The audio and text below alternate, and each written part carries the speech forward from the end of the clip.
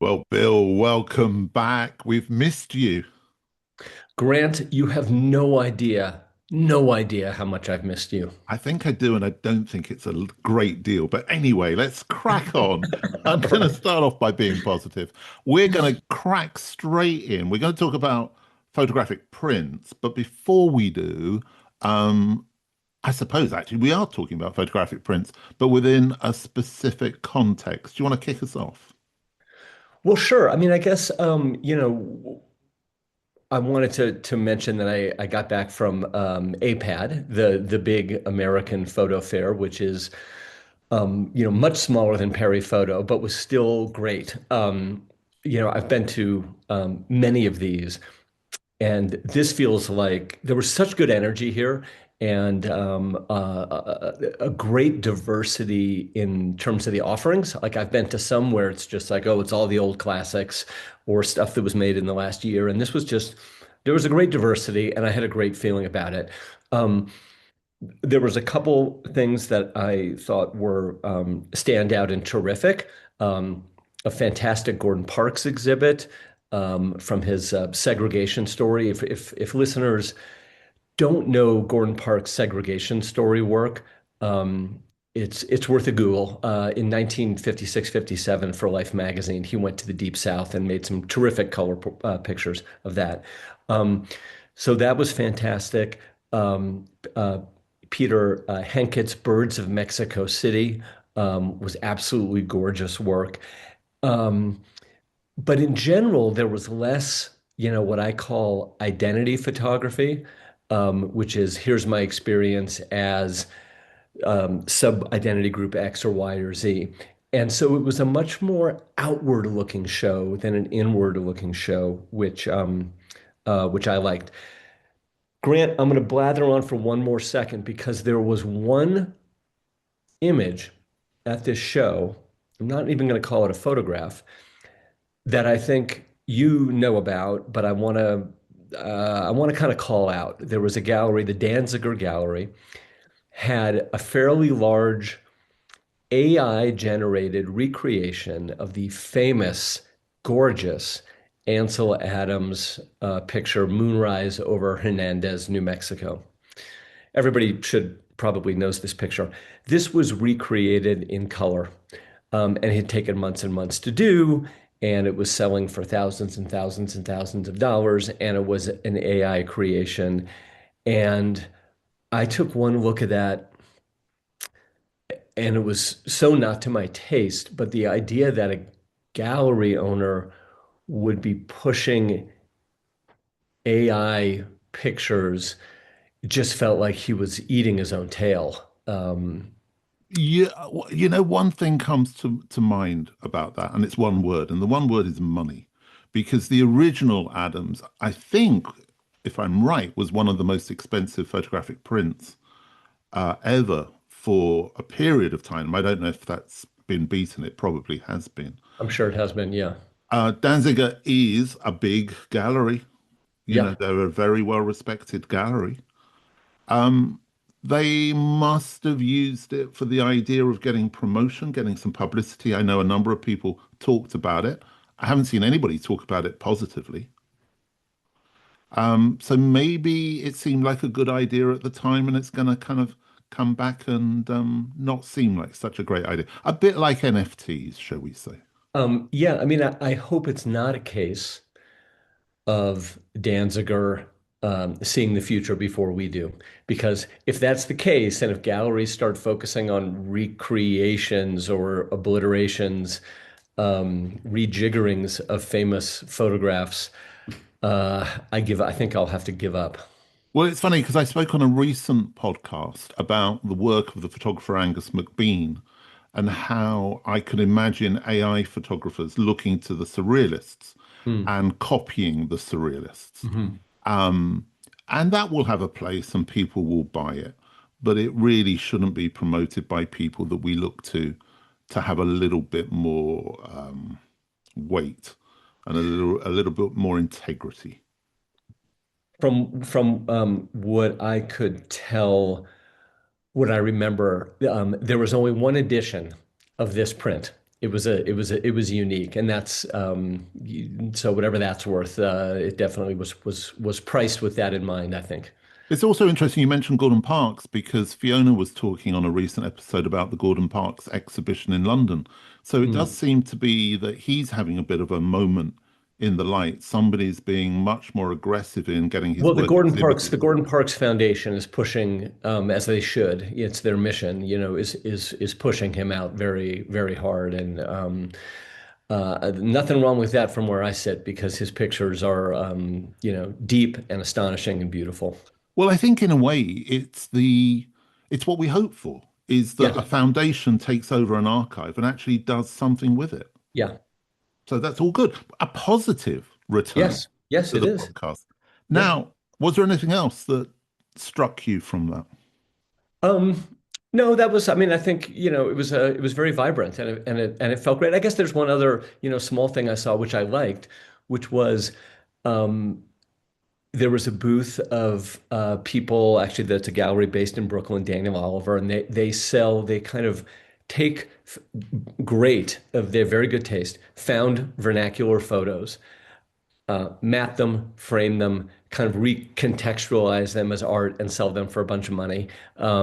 And I'm for that because I think the images are fantastic, regardless of who took them.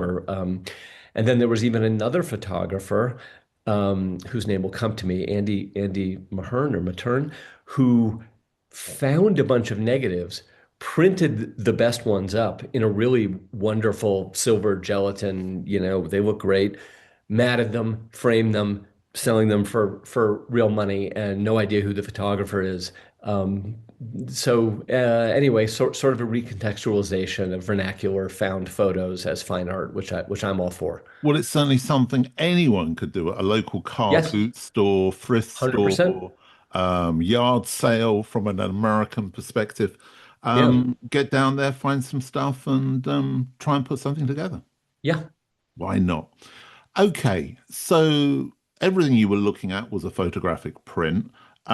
You've now got your website where you are selling photographic prints. yep. Both you and I get asked a lot about selling photographic prints. So we thought we should have a conversation about it. I think it's a great topic. Do you want to start? Well, I mean, I'll start here and you can interrupt me. Or add to what you're saying rather than interrupt you? He says, Oh, interrupting you. exactly. I know how you work. Yeah. Um, 6 months ago, I started this website, Blue Photo, and it's kind of a mission-driven site. And instead of taking 50% of sales like galleries do, we take 15%. And we're not selling to the richest people who shop at the finest galleries. What we're trying to do is get fairly priced prints by excellent photographers who might not be able to get a regular show or might not be able to get gallery representation, but deserve to have it, to get their work into the world and on walls. And so the first conversation we often have is the photographer will say, "Great, I'm so glad you like my work. I have no idea what I should charge for this." And that kicks off a conversation with a lot of forks in it and a lot of things to consider. And so um, I think it'd be a good idea to talk about what all those considerations are. Well, I think there's two ways of looking at it, isn't there? There's from the photographer's perspective, but I think most importantly, whenever I talk about this, I say that the most important person is the buyer, and we've got to understand from the buyer's perspective as to exactly what they think they're going to get, what they want to pay. So I think there are two things. So I 100% agree with that. Let's put that to the side for 1 second because the other consideration, the thing that I always start off asking is to the photographer, um, what do you need? Like, do you need money in your pocket right now? Because you don't want to have your other job, you just want to make money off photography, or you're having a financial issue, or you want a new camera. Um, so, because you can try to sell your work for $3,000 for 11 by 14, and maybe one day somebody will buy that, or you can sell it for, I don't know, $700 and probably sell a few of those before you get to the $3,000 sale. And so it, I 1,000% agree with what you said. Think about the buyer, think about your work for the buyer and why he or she would be buying it. But I also, you know, if you're dead set for being a fine art photographer at fancy galleries, then you probably don't want to be selling your work for $150. Well, yeah, but I'm going to add to that, which is what's your expectation of the length of this career? Because if this is just a kind of a selling some stuff now rather Right. than selling some stuff in 20, 30 years, there's a really big difference as to how you approach it. And if you approach it wrong at the beginning, you can very easily completely devalue your archive and your work That's right. for later on down the road. Yes. How should we go about talking about this? Well, I think that one of the biggest questions, well, again, let's see if we agree. We haven't been agreeing very much recently. So let's see Yes, if we we, have. okay, I'll go with that. Um, is that the first thing I always say is, okay, do you understand how editions work? Do you understand the difference between an edition of pictures and an open edition? And for me, that's the starting point. Okay. And most photographers I speak to don't understand how that works. They definitely don't understand dynamic pricing, which is something we'll go on to. But that Um, idea around editions. Okay, so let's start off by defining editions, and then we'll talk about the sort of pros and cons of open edition, larger editions, smaller editions, Mhm. because there are factors to consider with all those. Yeah, So when a painter makes a painting, it's unique. There's one of them. When a photographer prints a picture or makes quote unquote a negative or has a raw file or something, there's the potential to make an endless, infinite number. So scarcity, the concept of scarcity, is one way to create value for these prints. So if there's only 10 of them, and then the quote unquote negative gets snipped, or thrown away, or no more are ever made, there's only going to be 10 of these in the world. They become more valuable than if there's 1,000 of them. And it's the difference in some ways between a photograph and a poster. it is. But then it gets complicated, doesn't it? Because an edition can be made around the size of the print. So we could have an edition at this size. It can be an edition based on an amount within the edition at that size or a different size. It can then be different paper stock. A good friend of mine who has Brian Duffy's archive, has made a considerable amount of money, shall we say, out of the Aladdin Sane David Bowie album cover, Mhm. because Duffy took the picture and Chris, Duffy's son, handles that, and that sells all around the world. And that one frame, despite the entire archive that Duffy has, that one frame is the money shot. That's the one that makes the money. And they're constantly bringing out variations. So let's talk about that for a second. So the most common addition numbers that I see are an addition of three. At the Jack Davison show recently, they were small prints in editions of three, and that's one way to keep the sort of price at a certain place. The next common that I see are editions of 10, and then probably editions of 20. Um, Typically, the bigger the edition, all things being equal, the less money you can charge for it. Um, Exactly. But then that does bring into the dynamic pricing, which I know is bigger in the UK and Europe than it is in the US. right. So let's get to that in 1 second. I just want to sort of set the table a little bit more. So Oftentimes a photographer will offer a print in two or three sizes, and the edition size can be different for each size print. So, in other words, if I am making, let's just say, an 11 by 14, and there's an edition of 20, and those might sell for $2,000 each. Then I might have a 16 by 20, and I might have an edition of 10 for that, and those might sell for $5,000 each. And then I might print up an edition of three of a very large print, sort of life size, and that I'm going to charge $10,000. I'm throwing these numbers out, but that's going to be Yeah, yeah, significantly more. yeah. I mean, that's exactly how it works. I completely agree. I mean, obviously, what the part of that cost of where you're getting up, shall we say, $2,000, is we've got to build into that the price of the print. We've then got to pay for postage, packaging, distribution, whatever that may be. So they're all elements that build up into that price. Also, a gallery might be taking a Commission. percentage of that, or something like Blue Photo would be taking less, but something. And so, if you are selling your photograph for $100 and it costs you $25, I'm making this up, $25 to print, package, and send, and you're giving your gallery or your representative a piece of that, you're suddenly making not that much money.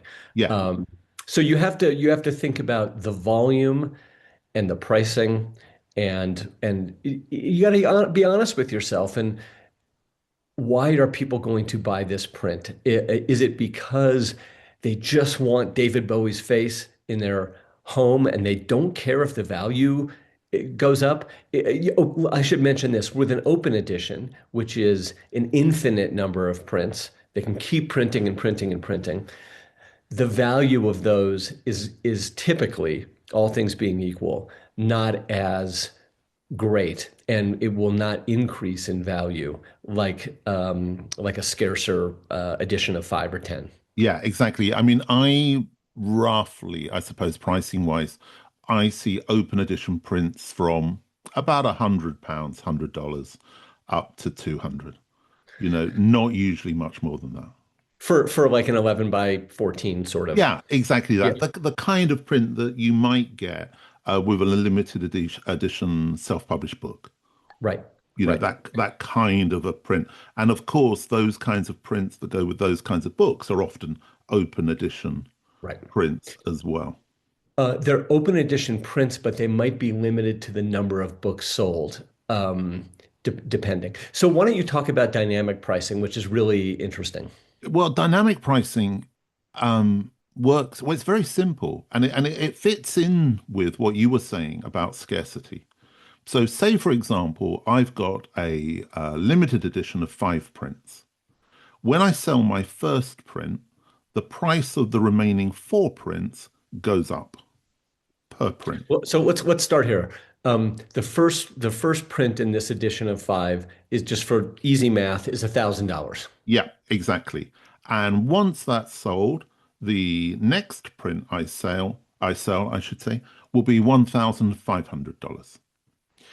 Now I've got 3 prints left. I had 5. Now I've got 3. The next print will be $2,000. So it keeps stepping up. And Grant, the reason for dynamic pricing is, Well, it's scarcity.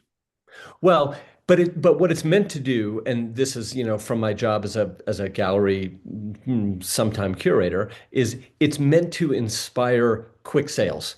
It's meant to get somebody to say, I want it at the cheapest price, not the third cheapest price. Well, So I'm gonna commit now and put my red dot on it. And if I get this for 1,000 and 4 hours later somebody else buys the third one for 2,000, I've essentially already made $1,000.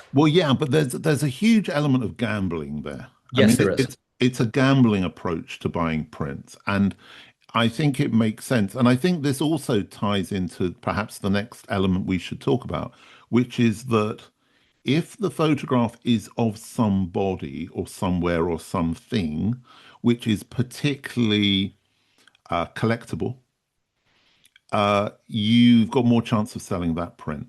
If the photographer is well known and is collected already, you've got more chance of selling that print.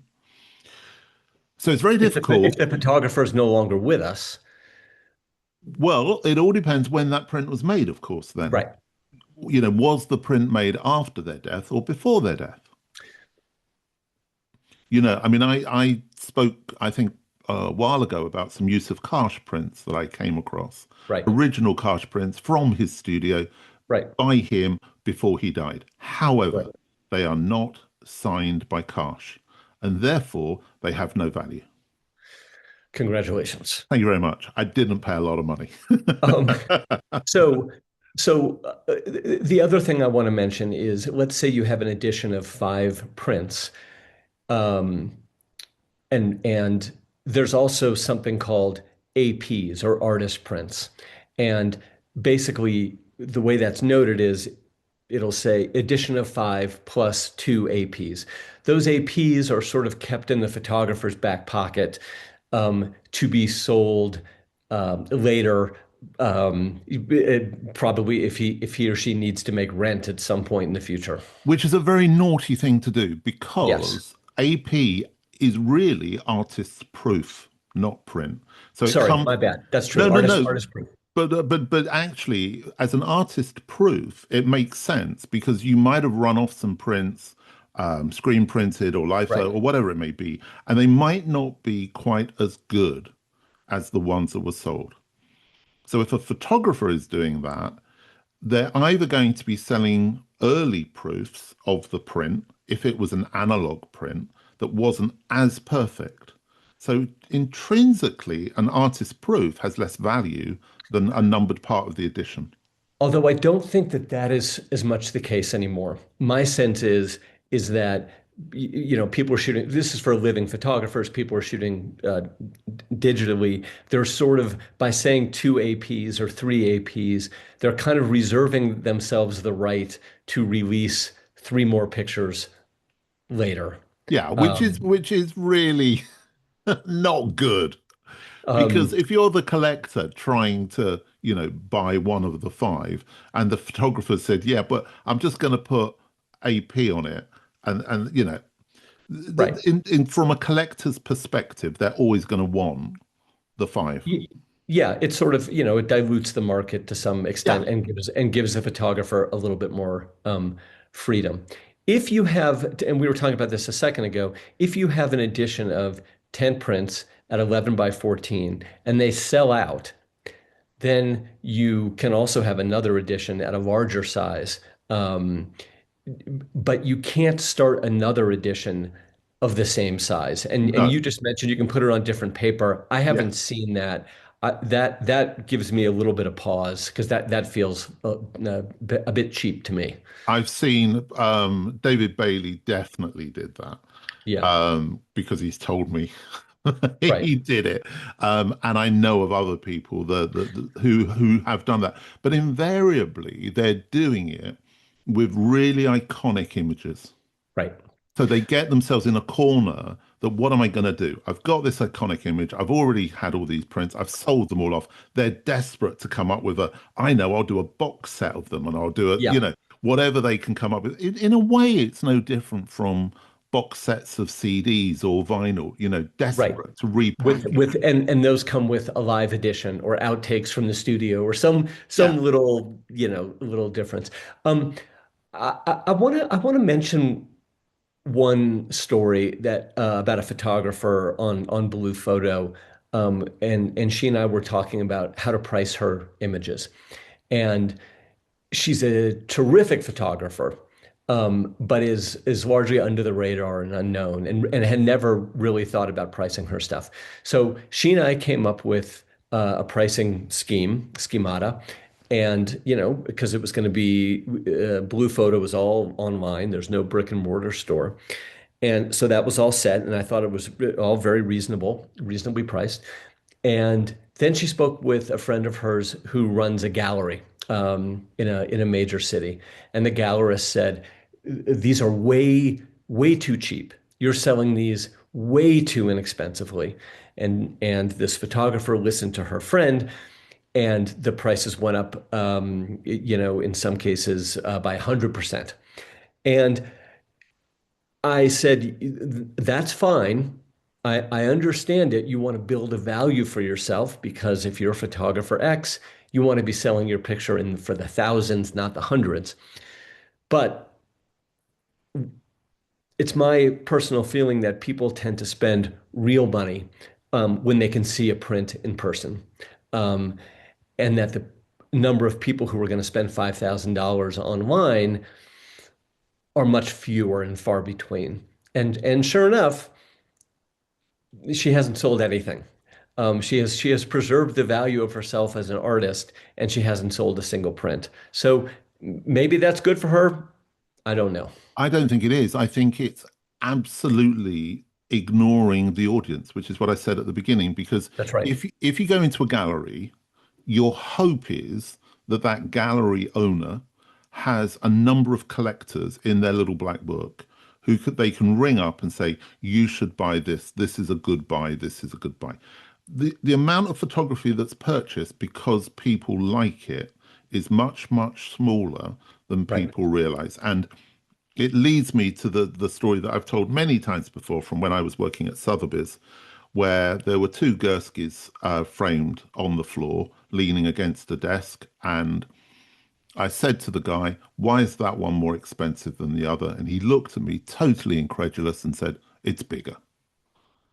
There it And is. that was, there you go. And it wasn't There a it is. lot bigger, but there we go. And so we have to understand that a lot of, if you go to Photo London or Photo Paris and you go to those galleries, some people like Peter Fetterman, who's a friend of the podcast, you go to those guys, invariably the people buying the prints are buying them as investments.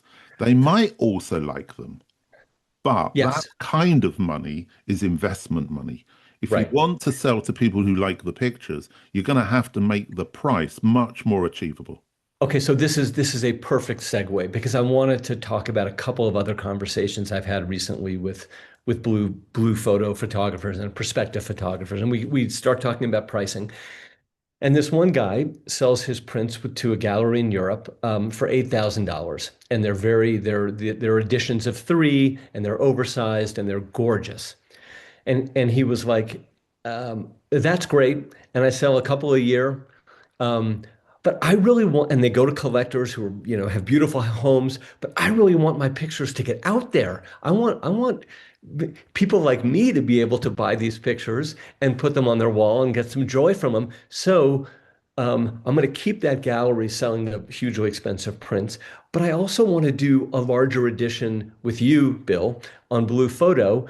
And the prints are $400. They're not, $6,000. And you know what?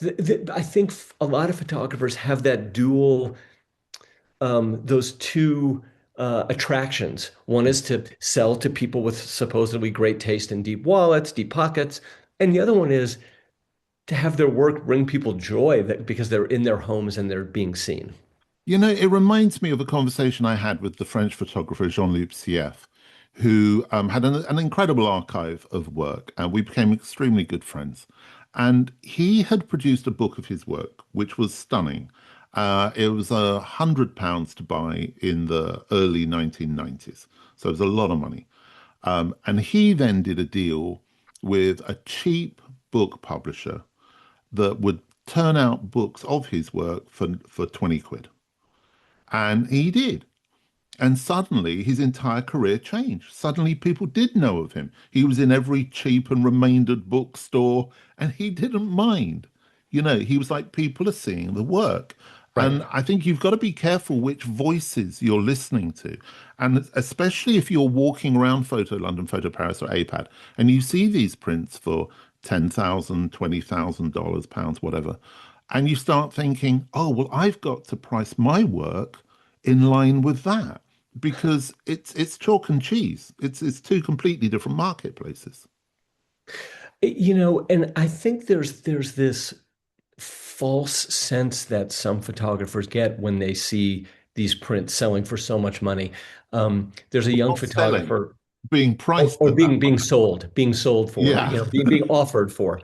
There's a young photographer that I was sort of mentoring a little bit, and he showed me a picture which I really like. And he's had a picture in a newspaper and one in a magazine, but he hasn't, he's not a name yet or anything.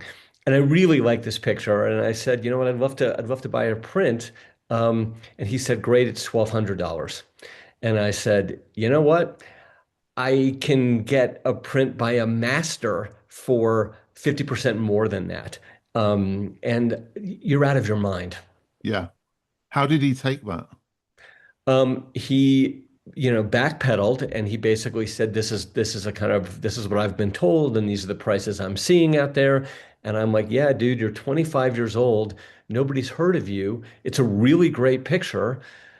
Uh, in my opinion, and what hit me, and this is really going to make you probably sick to your stomach, Grant, but the Grateful Dead Oh, used to hang on, hang on. I'm having a rumble. a seizure. The Grateful Dead used to let their fans record their concerts. Yeah. Every other band would say, don't do that, that's illegal, you're pirating it. But what the Dead realized was that it was the best marketing technique they could possibly imagine. And so today, to spread their music everywhere, and then people would start buying their albums, going to their concerts, buying the t-shirts, etc. Today, when it's hard to see photographs in mass distribution, because you're not going to see your photograph in a magazine because there are no magazines, um, and the best you can hope for is Instagram. It may not be a bad idea to sell your prints for not so much money and get them out there. Yeah, for a bunch of old hippies, they were pretty good at marketing. They were pretty good. It does make sense. You're right, but I wonder where this kind of I'm sort of struggling to call it information or advice because it's so ill-informed. Well, it's ill-informed. I think there's something else going on too, if I may play generational sociologist for a moment. I think there's a lot of, and I'm not against this, by the way, people telling artists, it's the sort of influencer culture. You should trust yourself. You should feel self-empowered. You should know what your own worth is. Don't sell yourself short. You're more valuable than you think. All those, and that's all great. And then there's the marketplace. Well, then there's the real world. It's all Yeah, very well saying fake it till you make it, but right. unfortunately, it's not that easy to fake it, and definitely not easy to make it. So I know that's a very, very astute observation, actually, perhaps across a broader You sound area. shocked. You Well, sound shocked. no, I'm not shocked. I'm challenged. Okay. I think it's a really interesting way of looking at it across everything, actually, not just within photography. That's right. Um, but so that's interesting. But at the same time, um, we've got to try and be aware as creatives that there's a big difference between a price and a sale. They're two completely different things.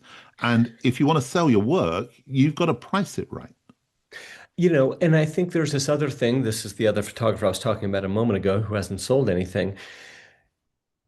There's this sense of self-value that if I'm selling, if my prints have a price tag on them for $3,000, then I'm this kind of photographer. Mm, I'm a fancy pants photographer. mm. If if I'm selling my prints for $200 each, I'm a lesser photographer. And yet, if you're selling your prints for $200 each and 50 people have them in their homes, how great is that? I mean, Well, I think that's fantastic. both you and I come from the worlds of mass market communication. Right. And I think that that probably plays a lot into our thinking about this, in that we don't want to be the starving artist in a garret who nobody sees the work until you die at Right. best. We like the idea of get it out there, share it. But I think also one of the, and we've spoken about this before with photo books, which is that I have been known to buy a photo book because I like the free print. But then if I don't like the free print, I'm not going to buy the book.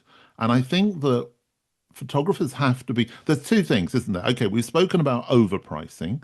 Um, there is no one answer as to the value of a print. I mean, it's very personal, but also you've got to think, what do people want to put on their walls? There's no point putting work up for sale that nobody's going to put on their wall.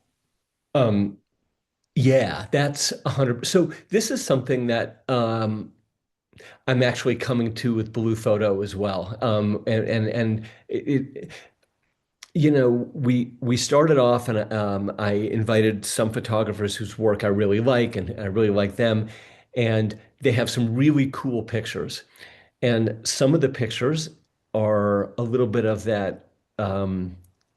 I don't know what the style is called, if anything, but there's sort of a cold emptiness to it. Yeah. Like it's not poverty porn, but it's sort of desolation porn. And they're cool images, and they're interesting. But I don't think anybody wants those. Just like they don't want an incredible war image to hang in their living room or their dining room while they're eating. And so we've started to drift a little bit, to push a little bit away from that and more towards pictures that I think people, want to see when they wake up in the morning. So the difference between a great and cool photo and a photo you want to sort of help set your mood in the house, they're different things. So the pictures you've got in your house, you've got two behind you there. Yeah, I have Um, a William Klein and I have a Louis Stetner, and then I have here just this vernacular sort of panoramic photo. okay, so it's quite an eclectic mix. If I just look to my left in my downstairs bathroom, I've got Francis Bacon, David Bowie, and Bob Dylan. So that's kind of the room of heroes. Above my desk, I've got a Eugene Smith, I've got a Colin Jones, and I've got a Jim Mortram.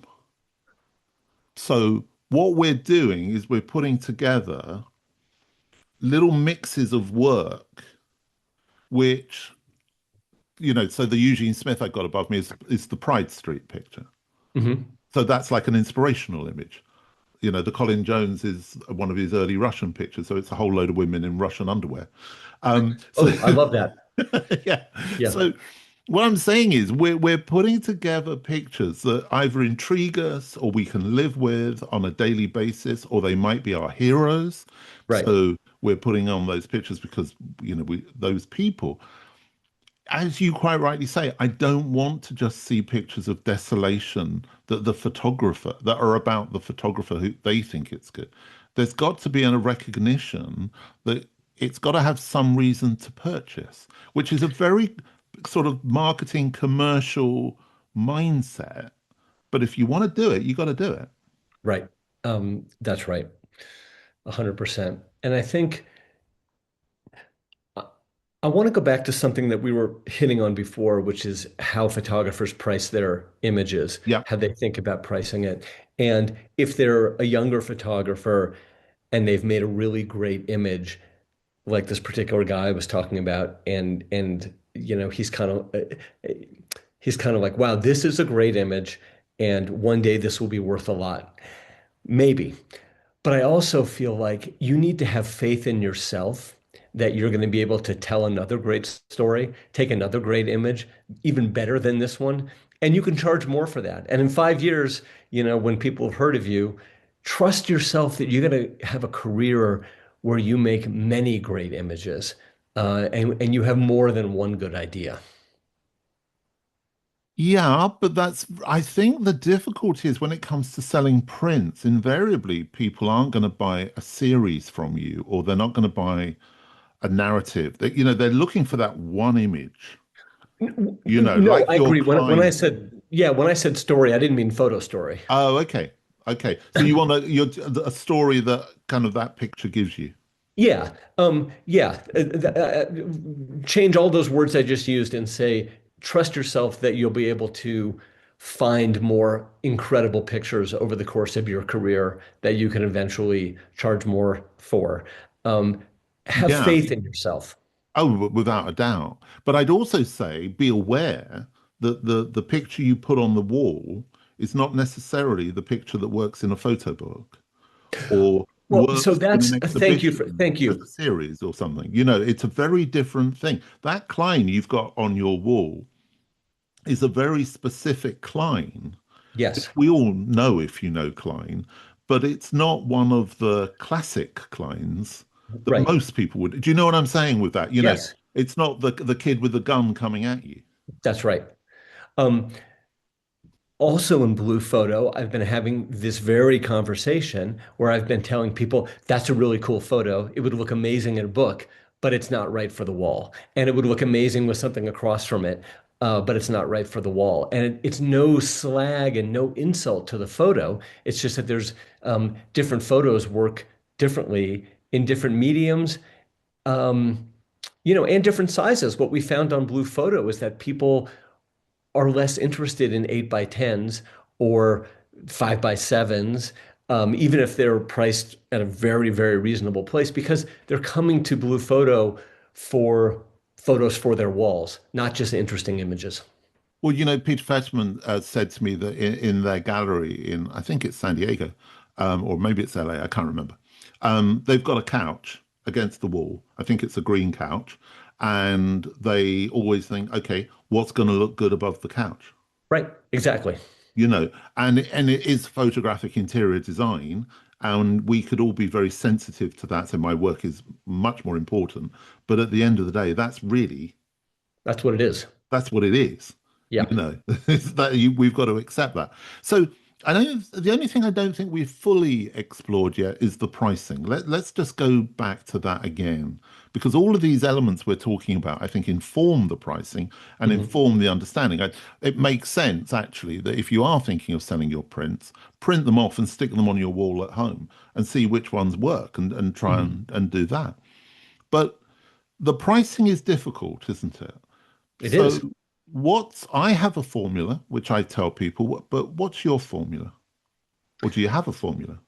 Well, the first thing I say when I'm having this conversation with a photographer is I believe you should start low. If the photo gets traction, if people start to buy it, if one person starts to buy it, you can raise the price. You just can't, you can never lower it though. If you have an edition, you can never lower it. And so I say start a little lower than you think, and raise it if you want to. Um, I guess like there's so many variables, Grant. So we're talking about the edition size. We're talking, we're talking about photographers working today. The edition size. We're talking about the physical size of the print.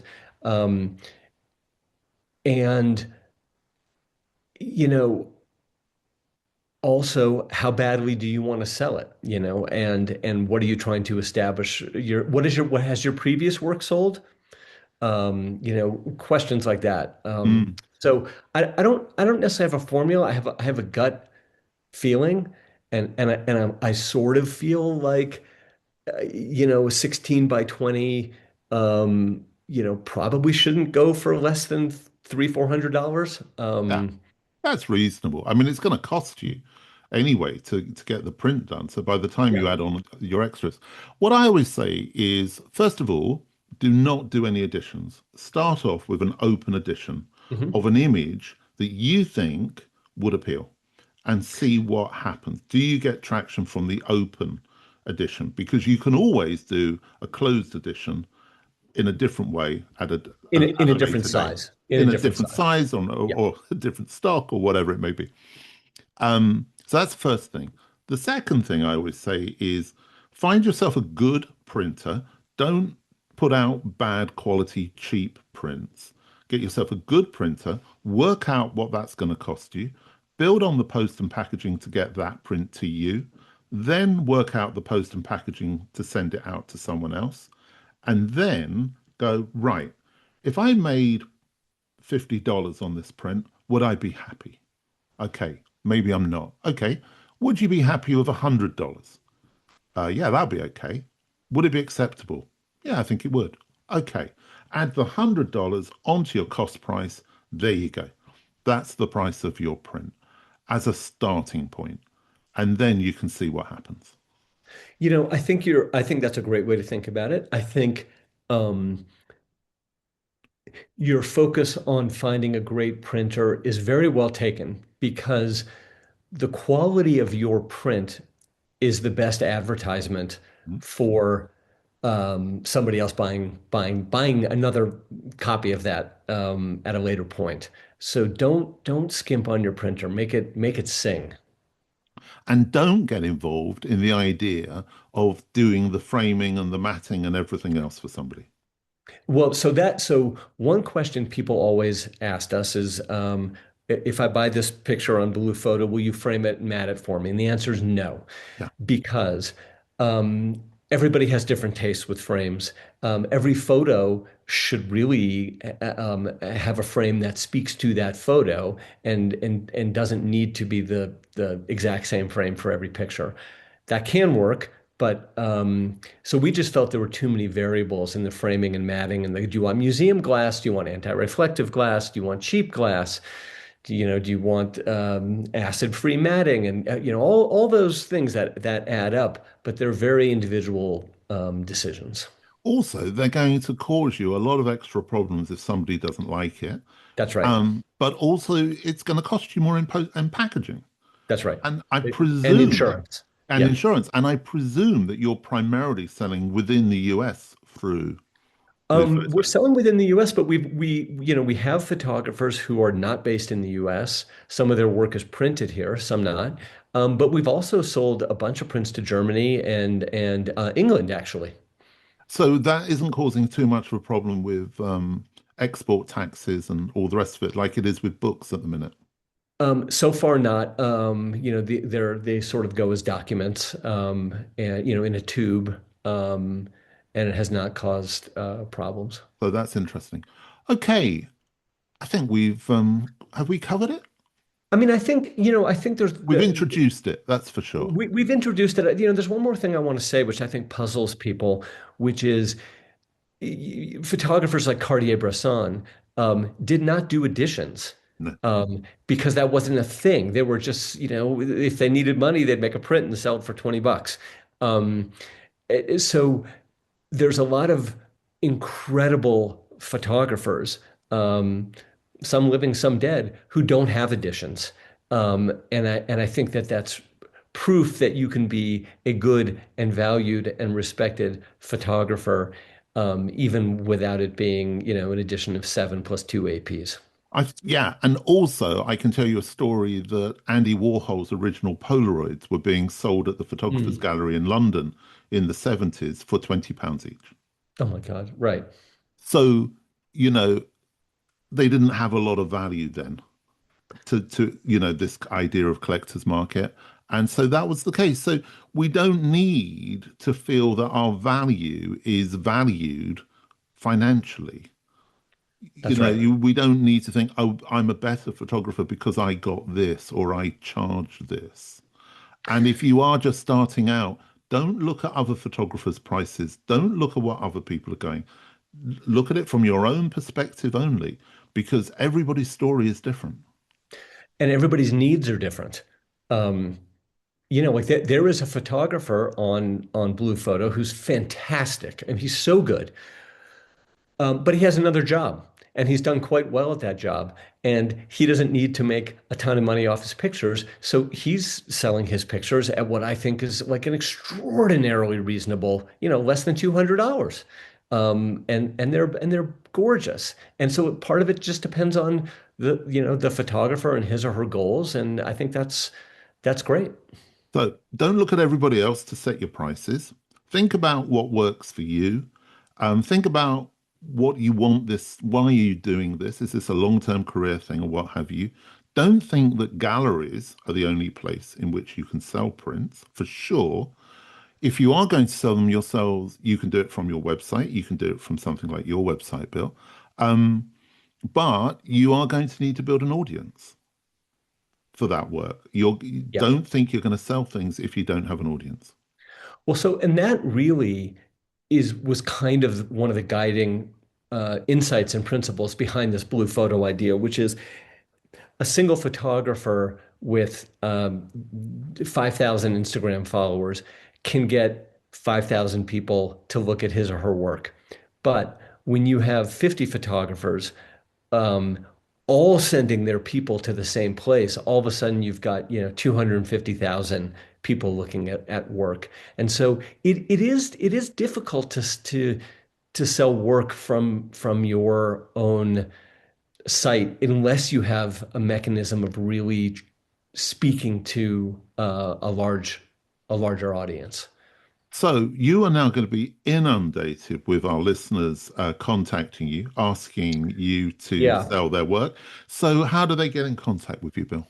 that's a great. Well, first, let me say that at the moment we're not. There is a waiting list to get onto Blue Photo, but people can write to us at info@bluephoto.co, not com, co, and just say, application form, and we'll send you the easiest application form ever, and then we'll review it and get in touch at some point. And it'd be really nice if you could also say, I heard about this on the Photographic Life website, podcast, I 100%. should say, because that will really help us get a sense of where you're coming from. Yeah, and I should also say that, we did do an introduction to pricing and editions and whatnot. But if people have questions, they should ask us because this is something that we can return to. We can get those questions answered by gallerists that we know and work with if you would like. So let's make this a conversation. Yeah, I think that would be great. And as Bill says, we do know quite a few people in that world. So it would be wonderful rather than just the two of us giving our opinions and our advice to get some experts to give some information Yep. as well. Would be great. Okay, Bill, people can follow you on Instagram at. Yep. At Bill Shapiro. And that is a fantastic place to find out about photographers you've never heard of, and also quite a few photographers you've forgotten all about, which is another thing. Bill, lovely to have you back this month. Look forward to speaking again next month. Yes, Grant. I will speak to you soon, and thanks as always. Take care. Bye.